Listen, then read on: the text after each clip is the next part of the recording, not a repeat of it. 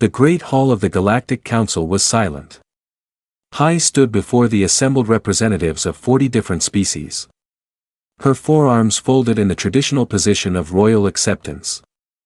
Her violet skin seemed to glow under the chamber's lights, and her golden eyes remained fixed on the document before her. This was the day she would marry a human. She had never met a human before 3 months ago. Her people, the Valkyrie, had been fighting with the human colony worlds over border territories for 3 years. Ships had been destroyed. Colonies had been threatened. War seemed inevitable. And war would cost millions of lives. Then the humans proposed something unexpected. A marriage, a union between their military and her royal family, a bond that would make war unthinkable. Hai had agreed immediately. She was the eldest daughter of Empress Nilera, and duty was the first lesson she had learned. If her marriage could save lives, then she would marry. It did not matter that she had never loved anyone. It did not matter that she knew nothing about humans except that they were traders and diplomats known throughout the galaxy for their patience and their preference for peaceful solutions. The human stood beside her now, Captain Down of the Terran Defense Corps. He was tall for his species, with dark hair and eyes that seemed kind. His face carried scars, thin lines that marked his jaw and forehead. When she had asked about them during their first meeting, he had simply said they were from an accident long ago.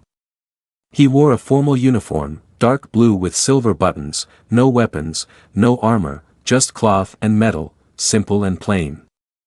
The Valkyrie warriors in the hall wore battle gear even to ceremonies. But the humans seemed to believe that showing strength meant hiding it. "Do you, Princess Hai of the Valkyrie Empire, accept this union?" the council speaker asked. His voice echoed through the massive chamber. "I accept," Hai said. Her voice was steady. She had practiced this moment 1,000 times. "Do you, Captain Down of the Terran Defense Corps, accept this union?" "I accept," Down said quietly. His accent was strange. The words shaped differently than the common tongue she was used to. But his tone was gentle, almost sad. The speaker raised his 6 arms. "Then by the authority of the Galactic Council, you are bound. May this union bring peace to both your peoples." The hall erupted in ceremonial sounds. The Valkyrie struck their chest plates in approval. The insectoid trill clicked their mandibles. The gaseous lumens pulsed with light, and the small delegation of humans simply clapped their hands together. The soft sound almost lost in the noise. Hai turned to look at her new husband. He was looking at her too, and for just a moment she thought she saw something in his eyes, something old and tired. But then he smiled, small and polite, and offered his hand. She placed one of her 4 hands in his 2-fingered grip. His skin was warm. Strange, but not unpleasant. "Hello, wife," he said. "Hello, husband," she replied. The reception lasted for hours. Representatives from every major species came to offer their congratulations and their hopes for peace. Hai stood beside Down and accepted each greeting with grace. He remained quiet for most of it, speaking only when directly addressed, always polite but never warm. Her sister Sora found her during a brief moment of privacy. Sora was younger by 5 years. And where Hai had been trained in strategy and diplomacy, Sora had been trained in intelligence and secrets. "You look beautiful," Sora said, adjusting the ceremonial cape that draped across Hai's shoulders. "Thank you," Hai said. "Though beauty matters little in political marriages." Sora glanced toward where Down stood, speaking with a Trill ambassador. "What do you think of him?" "He seems gentle," Hai said carefully. "The humans sent a diplomat, not a warrior." "That is good. It means they truly want peace." Sora's expression shifted slightly. "I have been reading about humans," she said quietly. "Their public records are very detailed. Almost too detailed." "What do you mean?" "I mean that their history is very carefully presented. They joined the galactic community only 80 years ago. Before that, their records become unclear. Sora leaned closer. Sister, be careful. Humans are stranger than they appear. Before Hai could respond, Down returned to her side. Sora smiled and excused herself, leaving them alone in the crowded hall. Your sister does not trust me, Down said. It was not a question. Hai considered lying, but decided against it. She is cautious by nature. She is cautious. That is wise, Down said. Trust should be earned, not given.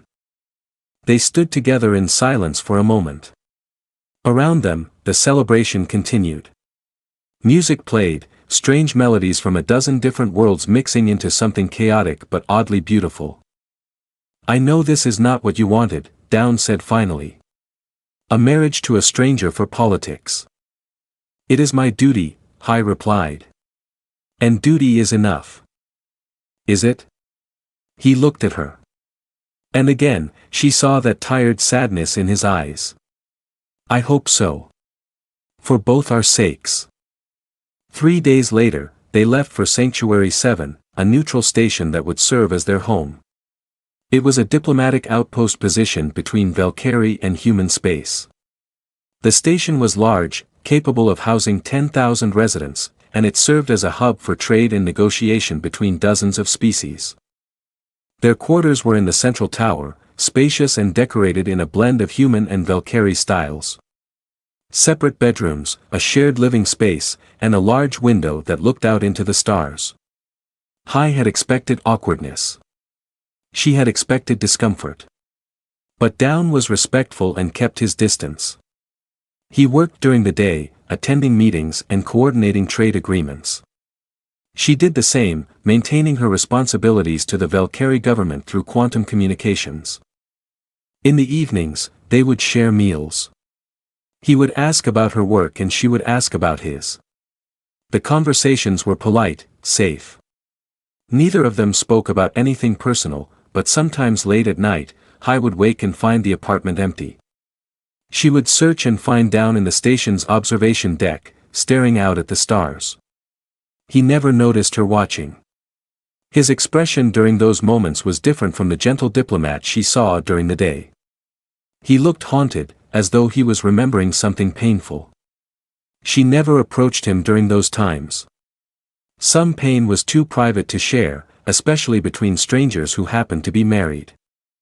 3 months passed this way. Quiet, peaceful, the border disputes between their peoples faded. Trade increased. The marriage was working exactly as intended. Hai found herself growing comfortable with the arrangement. Down was kind, if distant. He read poetry in the evenings, strange human words about love and loss. He never raised his voice. He never made demands. He was in every way exactly what she had expected from a human. And then on a quiet morning while they shared breakfast, the alarms began to scream. Hai's communication device activated immediately. Her mother's face appeared and the Empress looked afraid. Hai had never seen her mother look afraid. Hai, the Empress said. Return home immediately. We are under attack. By the humans? Hai stood, her heart racing. No, her mother said. By something worse. The Kravok have entered our space. They are destroying everything. The transmission ended. Hai turned to Down. He had stood as well and his expression had changed. The gentleness was gone. His eyes were hard. Focused. He looked like a different person. The Kravok, he said quietly. You know of them. Everyone knows of them, Down said. He walked to the window and stared out at the stars. His hands, which had always been steady and calm, were now clenched into fists. This changes everything, he whispered. Hai did not understand what he meant. Not yet. But she would soon learn that the gentle diplomat she had married was not the man standing before her now. The war had begun, and with it, she would discover the truth about humans. The journey back to Velkera took 2 days through slip space. Hai spent most of that time in communication with the War Council, receiving updates that grew worse by the hour. 3 outer colonies had gone silent. The 4th was sending distress signals that cut off mid-transmission. The Kravok were not slowing down. Down sat beside her during these calls, listening but saying nothing. He had requested permission to observe the council meetings, and Hai had agreed. He was her husband now, and this war would affect his people as well. But something about him had changed since that morning. He no longer seemed gentle or distant. He watched the tactical displays with intense focus, his eyes tracking every ship movement, every defensive position. Once she caught him drawing diagrams on a data pad, complex patterns she did not recognize. "What are those?" she asked during a break between calls. He looked up, almost surprised to see her watching him. "Attack formations," he said. "The Kravok use swarm tactics, but there are patterns in chaos. Weaknesses. You have studied them?" "I have studied war," he said simply, then returned to his drawings. The answer unsettled her, but she did not press further. There was no time. When they arrived at Velkera, the home world was preparing for siege. Orbital defense platforms were being activated. The fleet was assembling in formation. Millions of civilians were being evacuated from the outer cities to underground shelters. Hai's mother met them at the royal landing pad. Empress Nilera looked older than Hai remembered. The weight of command showing in the set of her shoulders. "Daughter," the Empress said, embracing Hai with all 4 arms. "I am glad you are safe. What is the current situation?" Hai asked. "Come. The War Council meets now." The council chamber was filled with the Empire's greatest military minds. Fleet Marshal Taiyang stood at the center. A massive Valkyrie warrior with scars covering his arms. Around him were admirals, generals, and strategic advisors. Hai took her place at the council table. Down stood behind her as was proper for a consort. Several of the generals glanced at him with curiosity, but most ignored the human completely. "The Kravok have taken 7 colonies," Taiyang began, his voice deep and commanding. "Their fleet numbers in the thousands. Our scouts estimate 12,000 ships, possibly more. They move faster than we anticipated." A holographic display appeared above the table showing the Kravok's advance. It looked like a red stain spreading across the map of Valkyrie space. "What attempts have been made at communication?" one admiral asked. "All channels have been tried," Taiyang said. "They respond only with attacks. This is not a war of territory. This is extinction." The word hung in the air like poison. Extinction. The Kravok did not conquer. They consumed. 17 civilizations had fallen to them over the past 1,000 years, and those species no longer existed. "What are our defensive capabilities?" Hai asked. "We have 300 ships of the line," Taiyang said. "Another 500 smaller vessels. Our ground forces number in the millions. The orbital platforms can hold against a sustained assault for perhaps 10 days. And the Kravok numbers? As I said, 12,000 ships, perhaps more." The numbers were impossible. Even with every advantage, the Valkyrie could not win this war. Everyone in the room knew it. The question was not how to win, but how long they could survive. "The humans," someone said. "What of their fleet?" All eyes turned to Down. He remained standing quietly, his expression neutral. "The human fleet is small," Taiyang said dismissively. 12 ships arrived in system yesterday. They are in orbit now, awaiting orders."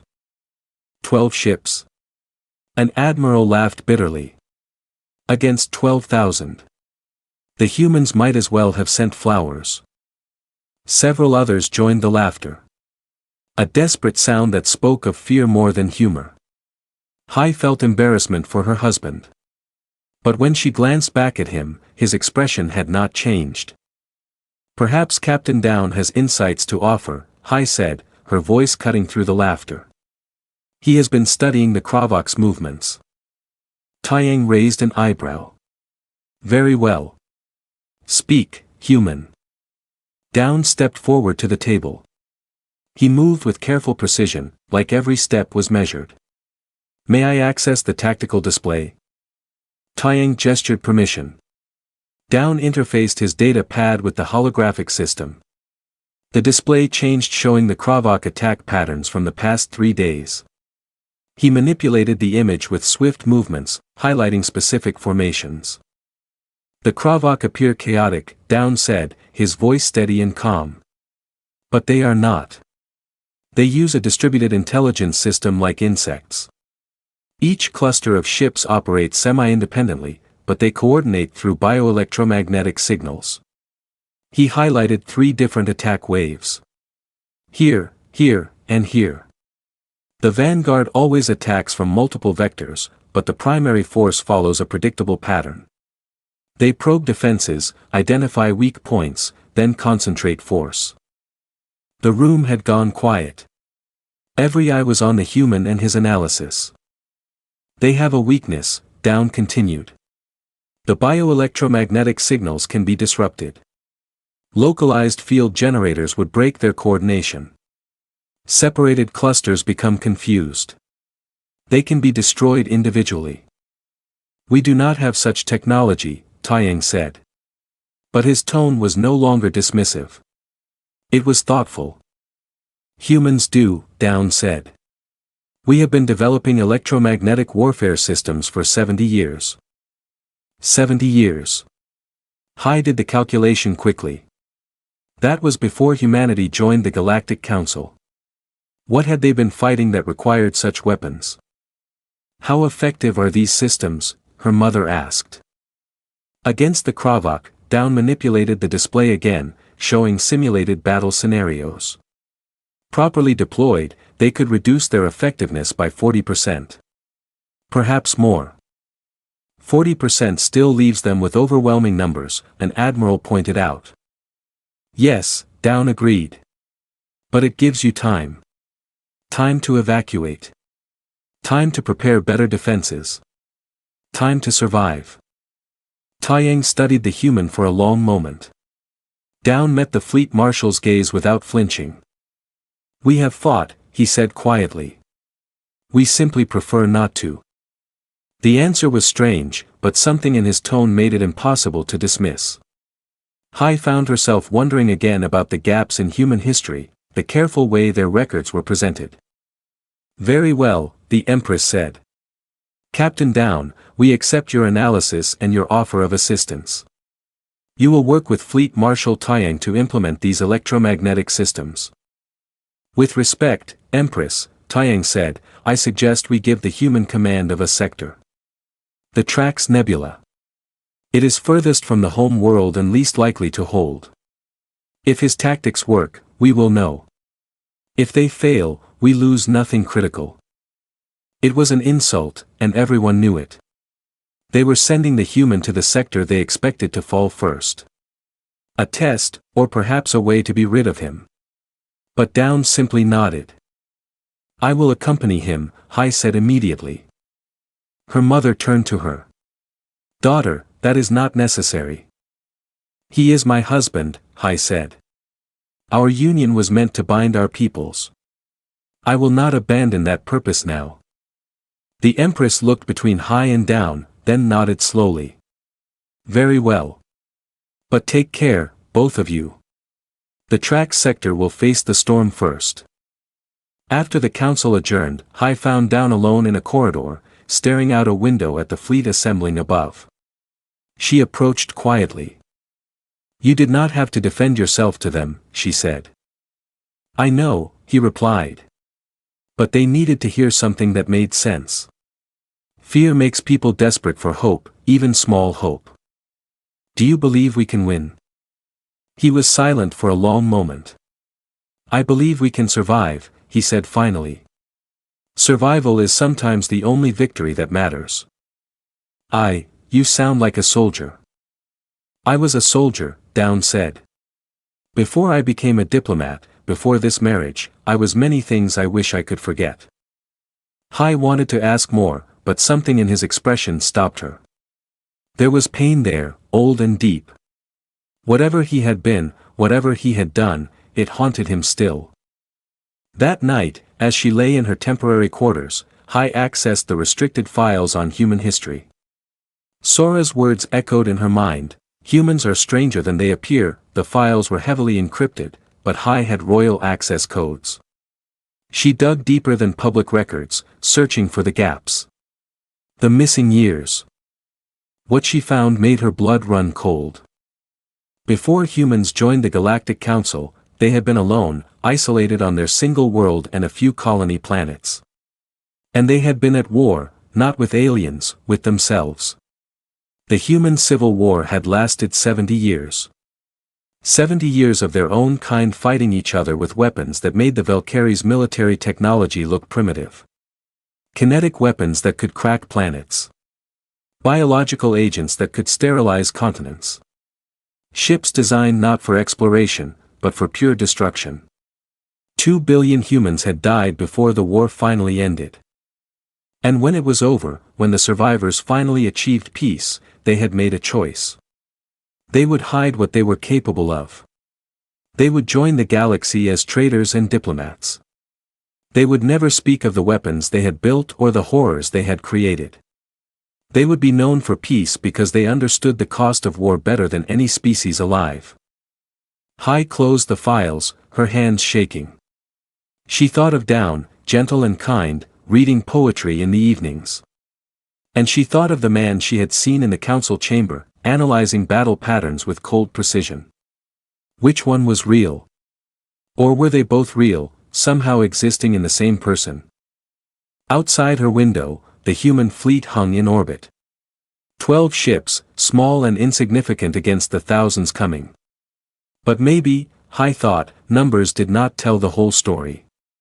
Maybe humans had been preparing for this war for 70 years. And maybe the galaxy was about to learn what happened when you forced peaceful people to fight. The TNS Indomitable was not what Hai had expected. From the outside, it looked like the other human ships, sleek, efficient, unimpressive. But when she boarded with Down, she felt the difference immediately. The corridors hummed with controlled energy. Every crew member moved with purpose. No wasted motion, no casual conversation. They wore uniforms that were dark and practical, and many carried weapons openly, not ceremonial blades or decorative arms, but real weapons designed for killing. "Welcome aboard, Captain," said a woman who met them at the airlock. She was short with close-cropped hair and eyes that seemed to see everything. "Commander Minji," Down said, and his voice had changed again. It was harder now, clipped. "I run the Indomitable when you're not here, Commander. Status report. All systems operational. Crew at battle stations. The electromagnetic field generators are deployed in the nebula as you ordered. We're ready." "Good. Show Princess Hai to the observation deck. I need to brief the tactical team." Minji nodded and gestured for Hai to follow. As they walked through the ship, Hai noticed how the crew looked at Down. There was respect there, but also something else. Recognition. These humans knew him in a way that went beyond rank. "How long have you served with my husband?" Hai asked. 7 years, Minji said. "Since before the peace. Before he became a diplomat." "What was he before?" Minji glanced at her, and something shifted in her expression. "He was what we needed him to be. What we all were. During the Civil War, we did terrible things so our children wouldn't have to." They reached the observation deck, a circular room with transparent walls showing the Trax Nebula spread out before them. The nebula was beautiful, clouds of gas and dust glowing in shades of purple and blue. It was also the perfect place for an ambush. Hai spent the next hours watching the crew prepare. She accessed the ship systems with Minji's permission and studied the battle plans Down had created. They were complex, layered, using the nebula's radiation and electromagnetic interference as weapons themselves. The human ships had scattered throughout the nebula, hiding in the densest clouds. The electromagnetic field generators created zones of disruption, invisible walls that would confuse Kravok coordination. It was clever, using environment and technology together, but it still seemed impossible. The Kravok fleet heading toward the track sector numbered over 2,000 ships. The humans had 12. Even with perfect tactics, the numbers were overwhelming. Late in the ship's night cycle, Hai found herself unable to sleep. She went looking for Down and found him in the tactical center, surrounded by holographic displays showing every sensor reading from the nebula. He looked exhausted. His eyes were red, and the scars on his face seemed more prominent in the harsh light. "You should rest," Hai said quietly. "Soon," he replied without looking away from the displays. "They'll be here in 6 hours. I need to see it all clearly." Hai moved closer, studying the displays. "You really believe we can hold them?" "I believe we can hurt them," Down said. "Hurt them enough that they think twice about what comes next." "That is not the same as winning." "No," he agreed. "But sometimes survival is all you can ask for." She thought about the files she had read. The 70 years of human war. "You fought in your civil war," she said. It was not a question. His hand stilled on the controls. For a long moment, he said nothing. Then finally, he nodded. "I was 17 when it started, 32 when it ended. I lost everyone. My parents, my brother, my first wife." Hai felt her heart skip. "You were married before?" "Her name was Hannah," Down said softly. "She was a medical officer. The enemy destroyed her hospital ship. 2,000 people died. She was 26. I am sorry." "So am I." He finally looked at her and his eyes held that old pain she had glimpsed before. "After she died, I stopped being human for a while. I became something else. A weapon. I was very good at killing, Hai. Too good. When the war ended, I had so much blood on my hands that I could not see my own skin anymore." He turned back to the displays. "That is why I agreed to marry you. Not just for peace between our peoples, but because I wanted to be something other than what I had been. I wanted to be gentle again, to read poetry and drink tea and pretend that the universe could be kind." "But the universe is not kind," Hai said. "No," Down agreed. "And now the Kravoks are coming and I have to become that weapon again. Just for a while. Just long enough." Before Hai could respond, the alarm screamed. "Contact." Minji's voice echoed through the ship. Multiple contacts entering the nebula. "It's the Kravok." Down's entire demeanor shifted. The tired, sad man vanished. What replaced him was someone Hai had never seen before, cold, focused, and utterly certain. He moved to the tactical center and brought up the sensor displays. "How many?" he asked. 2,300 ships, Minji reported. "They're spreading out, probing the nebula." "Wait for it," Down said calmly. Hai watched the display as the Kravok fleet pushed deeper into the nebula. The ships were organic, grown rather than built, with hulls that looked like black chitin and weapons that glowed with bioluminescence. They moved in swarms, hundreds of ships flowing together like schools of fish. "They're entering the disruption zones," Minji said. "Activate generators," Down ordered. "Full power." On the display, invisible fields of electromagnetic energy erupted throughout the nebula. The Kravok formations immediately began to break apart. Clusters of ships drifting away from their swarms, confused and uncoordinated. "All ships," Down said into the fleet-wide channel. "Begin attack pattern Delta. Target isolated clusters. Move fast, hit hard, then fade back into the nebula." The human ships came alive.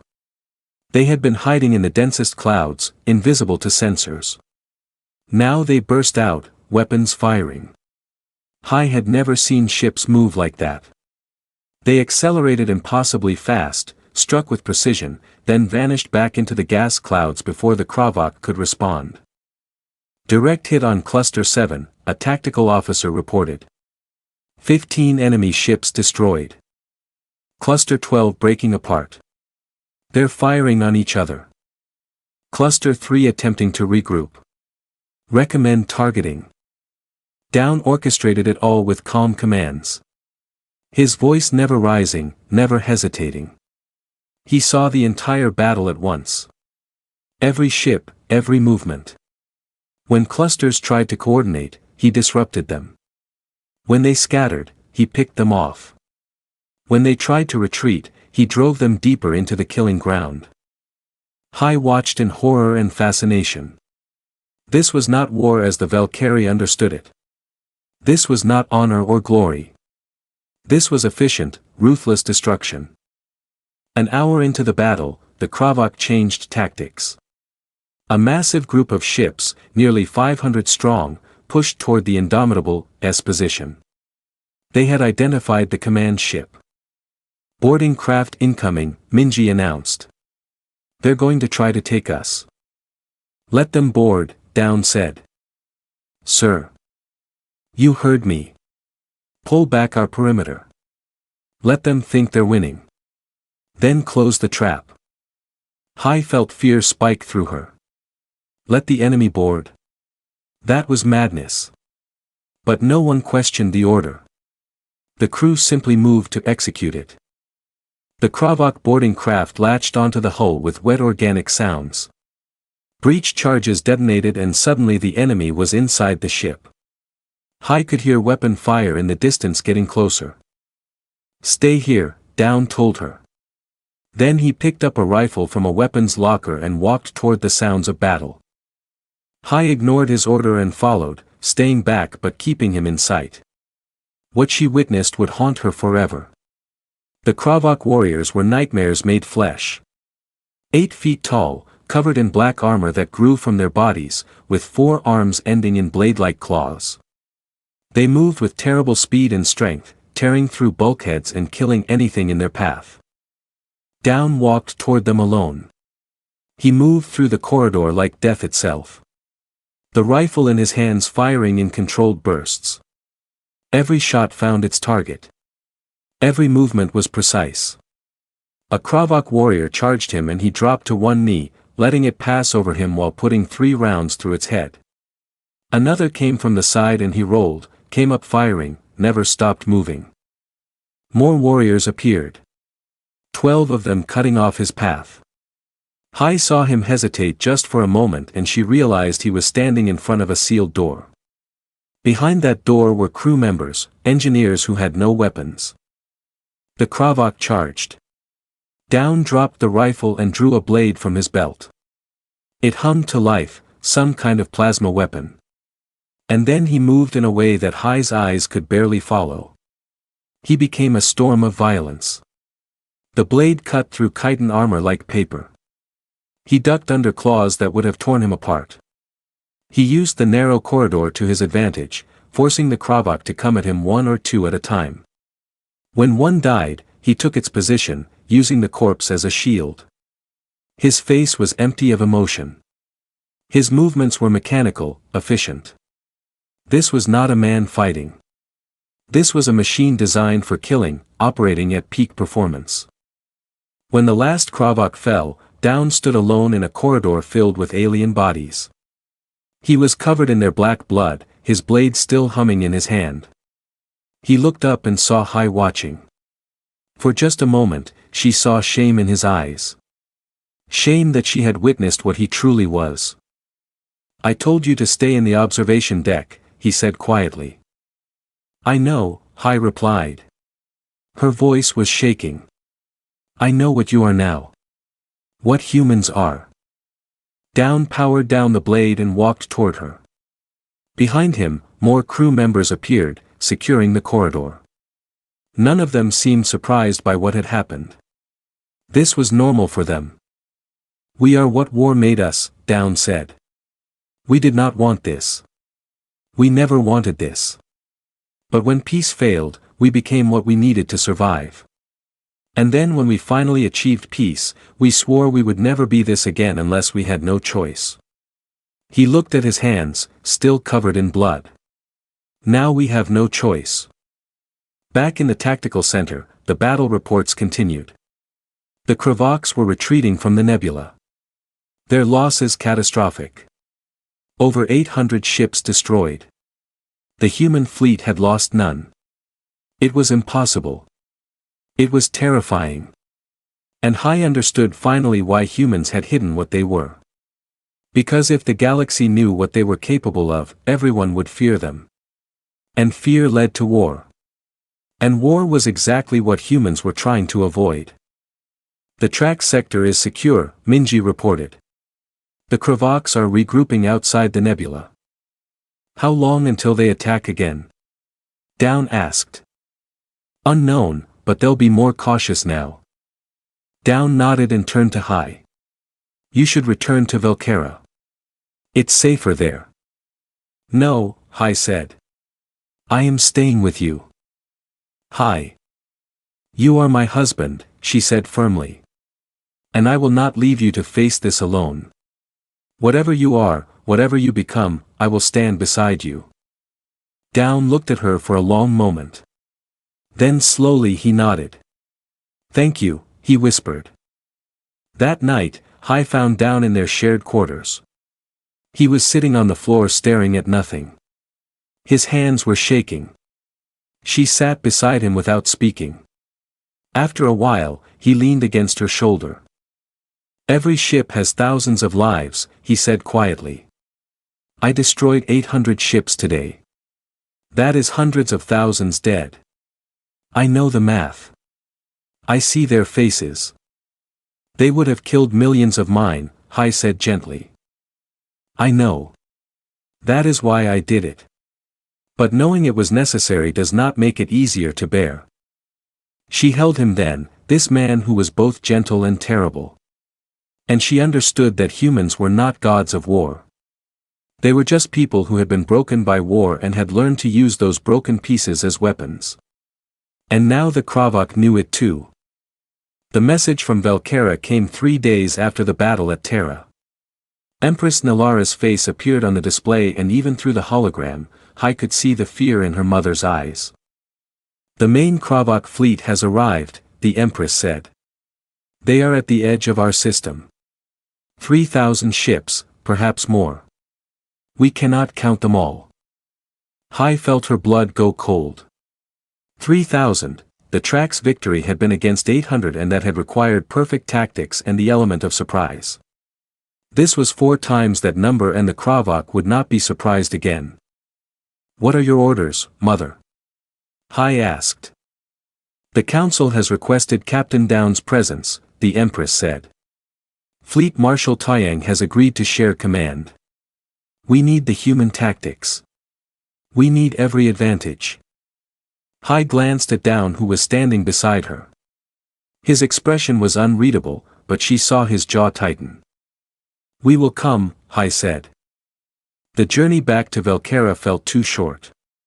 Hai spent the time reviewing defensive plans with Down, but her mind kept wandering to the numbers. 3,000 ships. The entire Velkeri fleet numbered 800. Even with the humans adding their forces, it seemed impossible. You are thinking about the mathematics, Down said, reading her expression. How can we win? The numbers are too great. We cannot win, Down said simply. Not in the traditional sense. But we can survive. We can make them pay such a terrible price that they decide we are not worth consuming. And if they do not care about the price? Down was quiet for a moment. Then we make sure the price includes us taking them with us. When they arrived at Velkera, the system was transformed. Every orbital platform was active, bristling with weapons. The fleet was arranged in defensive shells around the home world, layer upon layer of ships ready to sacrifice themselves. And in the middle of it all, the human fleet had arrived in force. Not 12 ships this time. 200. Hai stared at the display in shock. Where did they all come from? They were always there, Down said quietly. Waiting, watching. We learned during the Civil War that you must always keep your true strength hidden until the moment you need it. The human ships were larger than she expected. The flagship, the TNS Ragnarok, was massive, twice the size of the Valkyrie dreadnoughts. Its hull was covered in weapons that looked nothing like standard galactic technology. Strange, brutal designs that seemed built for one purpose, destruction. That is Admiral Juno's ship, Down said. He was my commanding officer during the Civil War. There is no one I trust more. The War Council met aboard the Ragnarok, neutral ground between the two fleets. When Hai entered the council chamber, she was struck by the difference in atmosphere. The Valkyrie officers looked frightened, desperate. The human officers looked calm, almost cold. They had seen this before. They knew what was coming. Admiral Juno was an older man with gray hair and eyes that had seen too much. He greeted Down with a brief embrace, then turned to address the assembled leaders. The Kravaks will attack within 12 hours, Juno said without preamble. They are coordinating their fleet, preparing for a full assault. They have learned from the Trax battle and will not be caught off guard again. What are our chances? Fleet Marshal Taiyang asked. With conventional tactics? None. Juno manipulated the holographic display, showing the defensive formations. We are outnumbered 4-1. Even if every shot destroys an enemy ship, we will be overwhelmed. Then what do you propose? The Empress asked. Juno looked at Down. We propose that humanity does what it does best. We become the monsters you need us to be. The human fleet battle plan was brutal in its simplicity. They would not try to hold a defensive line. Instead, they would attack, drive straight into the heart of the Kravak formation, and destroy everything within reach. The Valkyrie fleet would provide support and protect the home world, but the humans would be the spear thrust into the enemy's chest. This is suicide, Taiyang said. Yes, Juno agreed. But it will work. The Kravak expect us to defend. They expect fear. They do not expect prey to bare its fangs. Hai watched as Down stepped forward to the display. The Kravak use biological technology, he said. Their ships are grown, not built. They communicate through bioelectromagnetic signals. We have studied them for 3 days, analyzed their patterns. We know where their command vessels are. He highlighted several ships in the display, larger than the others, pulsing with different energy signatures. These are the queens. Kill them, and their fleet loses coordination. The swarms become individuals, confused and vulnerable. You are asking us to send our fleet on a suicide mission for a chance, an admiral said. I am asking you to let us send our fleet, Down corrected. We have the weapons. We have the experience. And we have already died once. We are not afraid of doing it again if it means your people survive. The chamber was silent. Hai looked around at the faces of the Valkyrie leaders and saw the shame there. The humans were offering to die for them. Strangers who had been enemies just months ago were now willing to sacrifice everything. No, Hai said suddenly. All eyes turned to her. You will not die alone. The Valkyrie will fight beside you. We will share this burden. Her mother nodded slowly. My daughter speaks wisdom. We will coordinate our forces. If this is to be our last stand, we will make it one the galaxy remembers. The next hours passed in frantic preparation. Ships were armed with every weapon available. Crews said goodbye to families. Evacuation shuttles continued moving civilians to the underground shelters. Everyone knew what was coming. Everyone understood that most of them would not survive. Hai found Down on the observation deck of the Ragnarok staring out at the assembled fleet. She moved beside him quietly. Are you afraid? She asked. Terrified, he admitted. I have been in many battles, Hai. I have seen cities burn and ships die. But this is different. This is everything. If we fail, your people cease to exist. If we fail, your people will continue. You could leave, take your fleet and go. The Kravaks are not after humanity. Down turned to look at her. We could, he agreed. But we will not, because that is not who we are. We are not the gentle traders the galaxy thinks we are. But we are also not monsters. We are people who understand that sometimes peace requires fighting for it. He took her hand in his. I married you for peace. But I will fight for you because I have come to care for you. Not as a political necessity but as my wife. Wife. Hai felt warmth spread through her chest. And I care for you, she said. Both the man who reads poetry and the warrior who protects us. You are not two different people. You are one person who carries both within him. I hope that person is enough, Down whispered. The Kravak attack began exactly when Admiral Juno predicted. The enemy fleet entered the system in a massive wave, blotting out the stars. 3,000 ships, maybe more, all moving with terrible purpose toward Velkera. Hai stood on the bridge of the Indomitable beside Down. Around them, the crew worked with silent efficiency. Everyone knew their role. Everyone understood the stakes. All ships, Down said into the fleet-wide channel. His voice was calm, almost gentle. Today we fight not for glory, not for conquest. We fight so that others may live in peace. That is the only victory that matters. That is the only thing worth dying for. He paused, then added, we offered them peace. They chose extinction. Let us oblige them. The human fleet surged forward. 200 ships accelerating to attack speed, driving straight into the enemy formation like a blade. The Kravak seemed confused by the tactic, their swarms shifting, trying to adjust. Then the humans opened fire. Hai had thought she understood human weapons after the Trax battle. She had been wrong. What she saw now was beyond anything she had imagined. Rail guns fired projectiles at relativistic speeds, punching through multiple ships at once. Missile swarms filled space with nuclear fire. And stranger weapons, things she could not identify that seemed to tear reality itself. Neutron charges deployed, a tactical officer reported. Direct hits on clusters 12 through 18.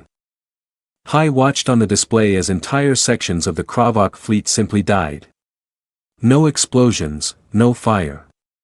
The ships went dark, their biological systems killed by radiation that left the hulls intact but everyone inside dead. This is what we built during the Civil War, Down said quietly, seeing her expression. Weapons designed not to destroy ships, but to kill everyone aboard. We were very good at killing each other.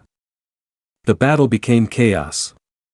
The Kravak pressed forward, overwhelming the human fleet with sheer numbers. Ships died on both sides, brilliant flashes of light marking each death. The Valkyrie fleet provided support, their weapons adding to the destruction, but the humans bore the brunt of the assault. Queen vessel identified, Minji announced. Sector 7 coordinates marked.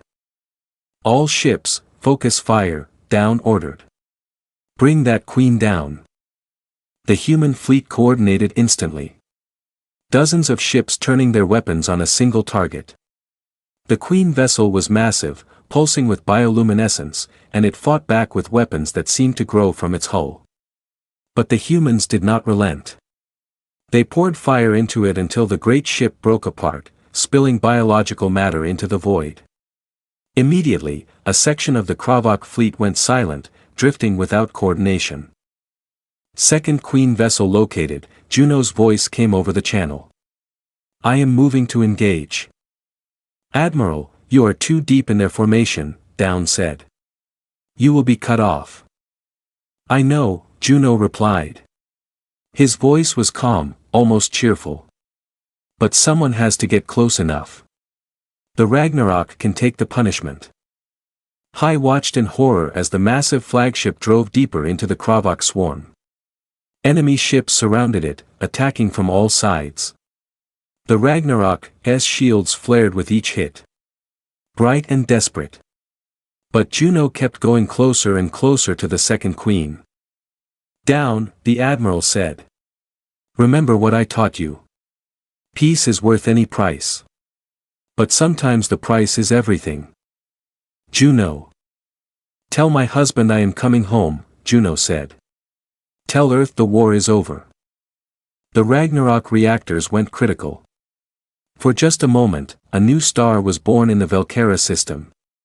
Bright and terrible, the explosion consumed the admiral's ship, the queen vessel, and over 500 Kravok ships. The blast wave rippled across the battlefield, and when it cleared, a massive section of the enemy fleet was simply gone. Hai looked it down. Tears were running down his face, but his voice remained steady. "All ships," he said. "The admiral gave us an opening. Push forward. Make his sacrifice mean something." The battle raged for 6 more hours. The humans fought with a desperation that seemed to defy physics. They took damage that should have destroyed them and kept fighting. They coordinated attacks that no other species could match. They died by the dozens, but they never stopped. And slowly, impossibly, the Kravok began to break. With 2 queens dead, their coordination was shattered. The swarms fractured into individual groups, each fighting independently. The humans and Valkyrie concentrated their fire, destroying clusters one by one. Finally, as the system's sun began to rise over Valkyra's eastern horizon, the Kravok fleet retreated. They jumped to slip space and fled, leaving behind the wreckage of 2,000 ships. The battle was over. They had won, but the cost was terrible. The silence after battle was always the worst part. Hai had learned this over the past hours, watching down work through the casualty reports. His face remained calm, but she could see the way his hands shook slightly as he marked each lost ship. Each name added to the list of the dead. 73 human ships destroyed, over 40,000 dead. The Valkyrie had lost 112 ships, 60,000 lives, and 1 admiral who had chosen to become a star rather than watch the war continue. "We should have done more," Down said quietly. "I should have seen a better way." "You saved millions," Hai replied, placing one of her hands over his. "My people would have been extinct without you. But 40,000 would still be alive without me leading them into battle." "They followed you because they trusted you," Hai said. "Because you understood what needed to be done. That is not the same as killing them." Down did not answer. He simply returned to his reports, marking names with the care of someone who refused to forget a single one. The Galactic Council called for a formal session 3 days later. The galaxy had watched the Kravok advance with growing terror, expecting another extinction. Instead, they had witnessed something impossible. The Kravok had been stopped. Hai stood before the council with her mother on one side and Down on the other. Fleet Marshal Taiyang was there too, his armor scorched from battle, his expression solemn. The Kravok attacked with 3,000 ships, the Empress told the assembled representatives. They destroyed our outer colonies and killed millions. They seemed unstoppable. She gestured to Down. And then the humans fought. Not for territory, not for glory. They fought because we asked them to. Because they understood that peace sometimes requires those who know war to stand between the innocent and the darkness. The council chamber was silent. Every eye was on the humans in attendance. The small delegation looked uncomfortable with the attention, uncomfortable with the recognition of what they were capable of. "We have learned something important," the Empress continued. "Humanity hides its strength because it knows that strength invites conflict. They prefer trade and diplomacy because they understand the cost of war better than any species alive. But when threatened, when asked to protect others, they become something the galaxy has never seen." She turned to face Down directly. "Captain Down, on behalf of the Valkyrie Empire and all the species who would have fallen next to the Kravok, I offer you our deepest gratitude. You and your people are true guardians. Down stepped forward to the speaking platform. He looked tired, older than his years, but his voice was clear. "The galaxy calls us guardians," he said. "But we are not. We are simply people who remember what it means to lose everything. Humanity fought a civil war that killed 2 billion of our own kind. We built weapons that could destroy worlds. We became monsters to each other." He paused, looking around at the assembled representatives. "When that war finally ended, we made a choice. We would hide what we were. We would be known for peace, not war. Because we understood that if the galaxy knew what we were capable of, they would fear us. And fear leads to conflict. And conflict leads to more war." "But the Kravok forced your hand," the council speaker said. "Yes," Down agreed. "And we did what we had to do. But understand this, we are not proud of what we did. We are not proud of the weapons we built or the deaths we caused. Every ship we destroyed carried thousands of lives. We know this. We carry this weight." He looked at Hai, and she saw the pain in his eyes. "War is not glorious. It is not noble. It is horror and suffering and loss. We fought not because we wanted to, but because someone had to. That is the difference between a warrior and a guardian. Warriors seek glory. Guardians seek peace and will do terrible things to protect it." The council was quiet for a long moment. Then slowly, representatives from dozens of species began to strike their chest plates, click their mandibles, pulse with light, the traditional signs of respect. "The council recognizes the sacrifice of humanity and the Valkyrie Empire," the speaker said. "Let this alliance be formalized. Let it be known that those who attack peaceful species will face guardians who remember the cost of peace." The formal treaty was signed that day. The Valkyrie and humans would share technology, trade freely, and maintain a joint defense force. Other species requested to join the alliance, seeking protection from threats like the Kravok. But Hai barely paid attention to the politics. She was watching Down, seeing how he stood apart from the celebrations, how his mind was clearly elsewhere. That night, she found him alone in the memorial gardens on Velkera. The gardens had been created in the days after the battle, a place to remember the fallen. Each ship lost had a stone marker, and families had begun placing personal items at the bases. Photographs, favorite foods, letters never sent. Down was placing something at one of the human markers. As Hai approached, she saw it was a small wooden box carved with intricate patterns. "What is that?" "It belonged to Juno," Down said. "His husband gave it to me before the battle. He said if anything happened, I should plant something in it, something that would grow." He opened the box, showing her the seeds inside.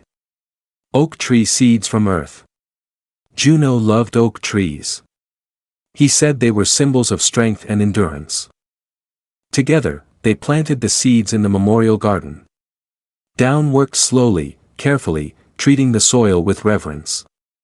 When the seeds were buried, he sat back and stared at the freshly turned earth.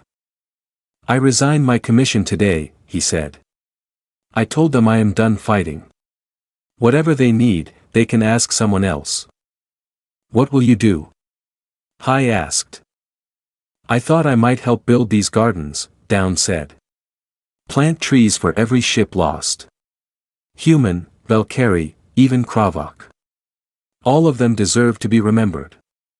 That will take years." "Good. I have time.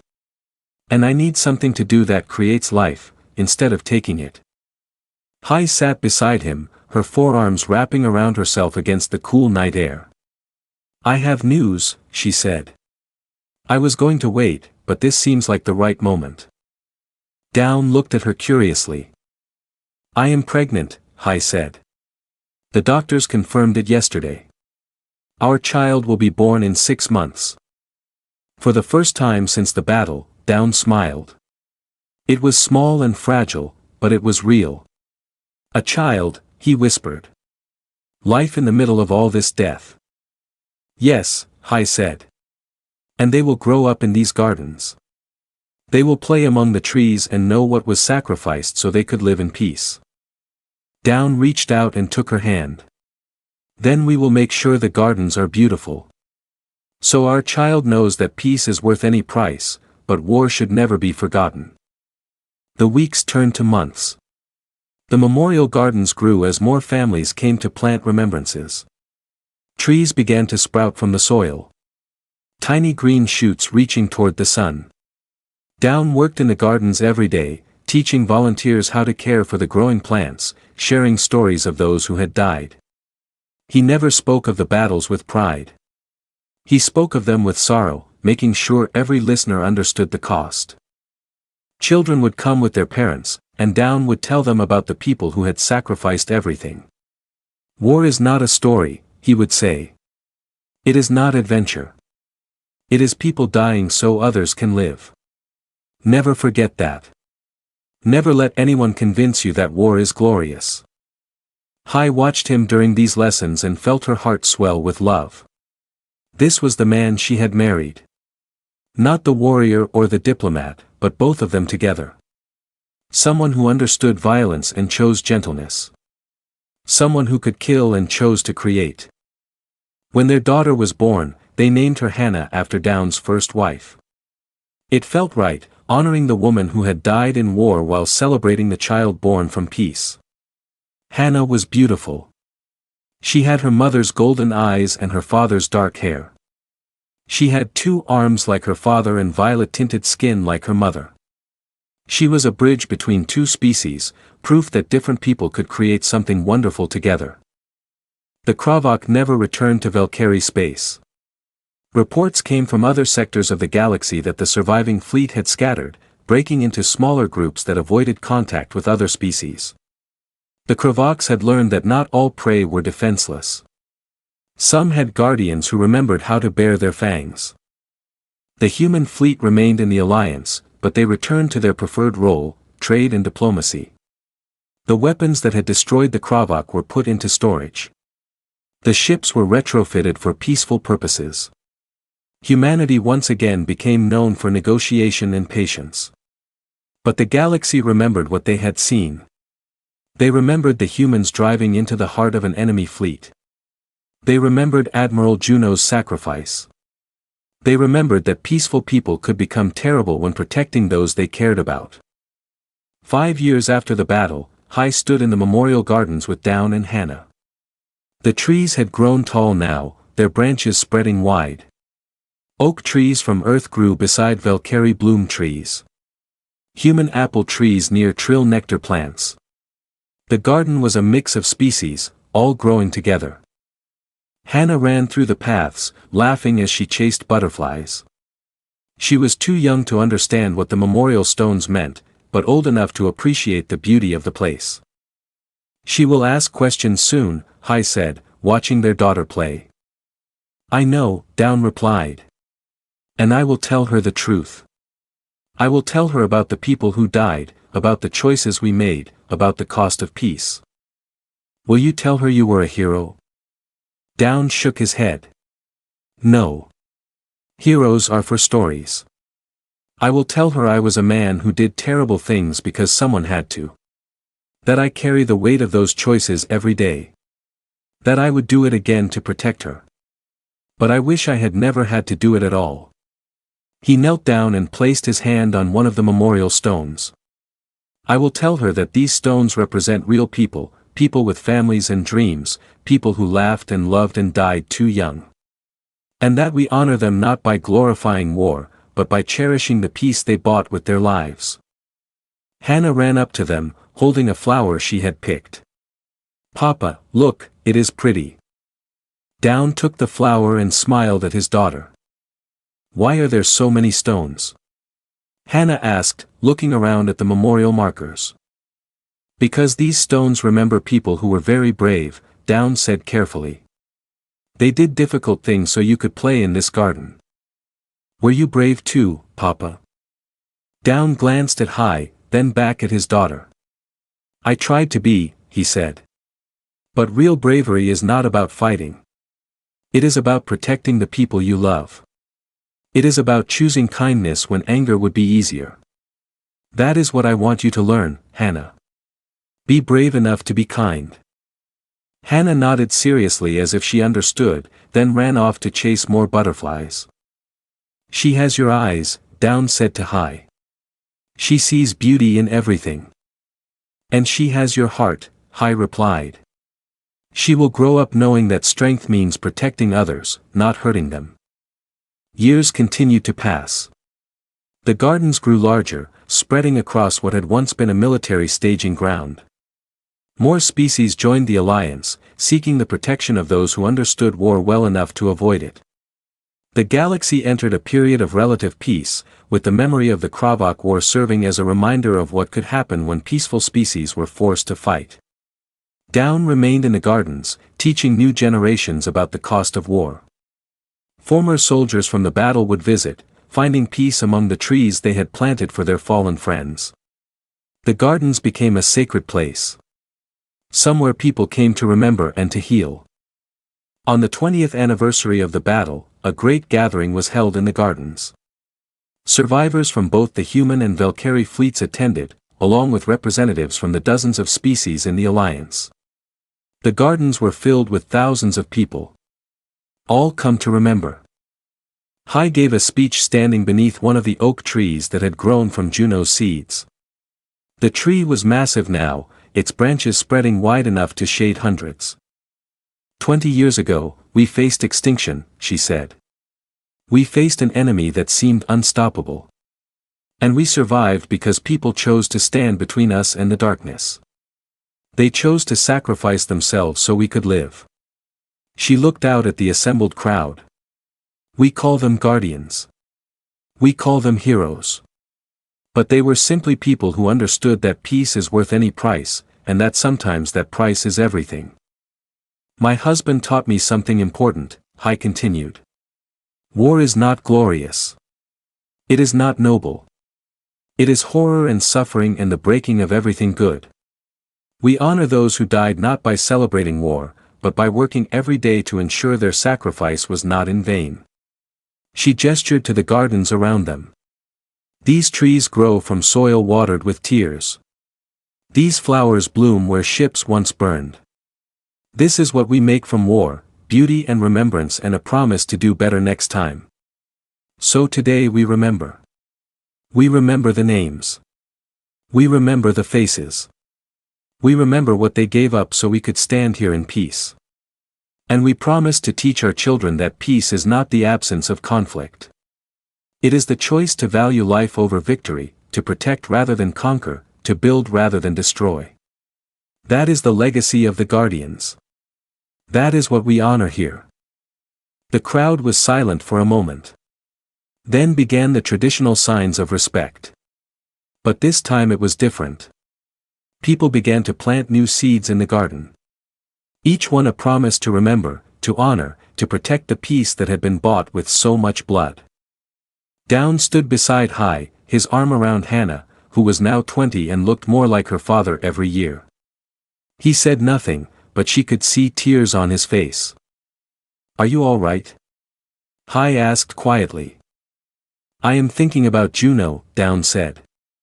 About how he would laugh to see an oak tree this large. He always said oak trees were stubborn. They grew even when everything tried to stop them. Like you, Hi said. Like all of us, Down corrected. We all grow despite the darkness. We all reach toward the light. That evening, as the gathering ended and people began to leave, Down walked through the gardens one more time. He touched each memorial stone, remembering faces, remembering names. When he reached Juno's oak tree, he sat down beneath its branches and looked up at the leaves filtering the fading sunlight. We did it, old friend, he whispered. We bought them peace. It cost everything, but it was worth it. The wind rustled through the leaves, and for just a moment, Down could almost imagine it was Juno's laughter. Hi found him there later, sitting peacefully beneath the tree. She sat beside him and took his hand. What are you thinking about? She asked. I am thinking about how I married you for peace, Down said. And how I never expected to find love in a political arrangement. But here we are 20 years later, and I cannot imagine my life without you. And I cannot imagine mine without you, she replied. Both the warrior and the gardener. Both the man who fights and the man who plants trees. You are all of these things, and I love all of them. They sat together in silence watching their daughter play among the trees with her friends. Children of humans and Valkyrie growing up together, learning each other's languages and customs. They did not see differences. They saw only friends. This is what we fought for, Down said. Not territory, not victory. This. Children playing in gardens where battles once raged. Different species building friendships instead of walls. You achieved what you wanted, Hai said. You became something other than a weapon. You became a teacher, a gardener, a father. I became what I needed to be, Down corrected gently. Just like during the war. The difference is that now what the galaxy needs is not someone who knows how to destroy, but someone who remembers why we fight, to protect life. As the sun set over Velkera, painting the sky in shades of purple and gold, the gardens filled with the sounds of life, birds singing, children laughing, wind rustling through leaves. The sounds of peace. And beneath an oak tree planted in memory of a man who had become a star to save millions, a couple who had married for politics and found love sat together, holding hands, watching their daughter play. Peace had been worth the price. But the price would never be forgotten. Because these gardens would stand for generations, reminding everyone who walked through them that peace is not free. It is built with sacrifice and watered with tears and tended with care by those who remember what it costs to lose it. And in the center of it all, the guardians who had fought for that peace continued to plant trees, one by one, until the entire world was covered in gardens.